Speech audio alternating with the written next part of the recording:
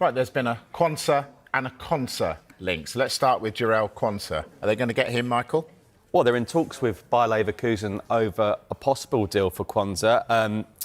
We believe that Mikel Arteta sees him as a good addition to Arsenal's options in defence. Of course, he left Liverpool to join Bayer Leverkusen, and it's worked out ever so well for him, you know. Another one, like we'll be speaking later on Jed Spence, another one where people raised eyebrows, but, you know, he was very much part of Thomas Tuchel's England squad.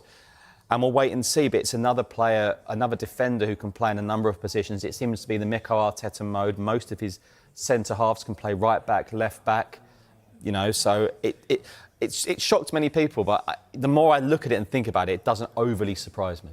And what about Ezri Konsa, Vinny? Yeah, Mike, again, he's someone who's the similar Kyle, really, to Jarell Quansah. He can play right back as well as being a more natural centre-half, of course. Villa would want around £60 million. Remember, he's 5 years older as well than Jarell Quansah.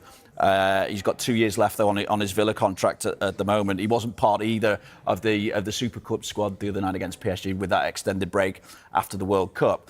But again, you're just looking at that situation, and clearly they need reinforcements because of the long-term injury to Saliba. Timber's coming back to fitness, of course, but it makes sense to have cover, extra cover in those areas. So again, Quansah makes sense that they're the two that they're looking at the moment.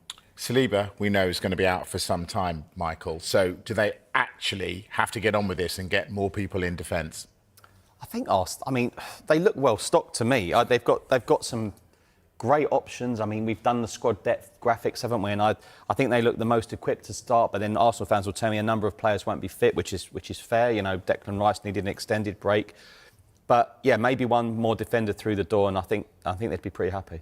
That said, though, so looking at international players, Quansah and Konsa, what happens when Saliba returns? Because one of them, or both, will be sitting on the bench. Yeah, I was trying to work it out, and I think Gabriel, Saliba, you'd still look at them and think, probably first choice given what they've achieved, depending on whoever comes in, what kind of performance they put in as well. But you look at, Bridgie kind of touched on it there as well, the amount of cover that they do have at the back and the versatility that they have among their options. Ben White can cover centre-back as well as playing right-back. Mosquera, Hincapié, Calafiori, they can all play different positions across that back line as well. Miles Lewis-Skelly's still there. Not only can he play midfield, he can play left-back as well. Yeah. So, and I mentioned Timber getting back to full fitness. So there are options in there. It's not like they're short. No, and also, Mike, like, you look at Declan Rice, for example, you know, he didn't have the greatest World Cup. I mean, he's a key player, but he probably, maybe Arsenal fans look back and say maybe he played one too many games. I mean, he played in the Carabao Cup semis against Chelsea, and it's about, this is a 70-game season for the likes of Arsenal, probably. You know, Mikel Arteta goes for it. He goes for the Carabao Cups, and of course they're going to go for the Champions League. And they want to go one better in the Champions League. You've got your Saturday, Tuesday, Sunday, Wednesday games. Come thick and fast. It's squad depth. Yeah, absolutely. Well.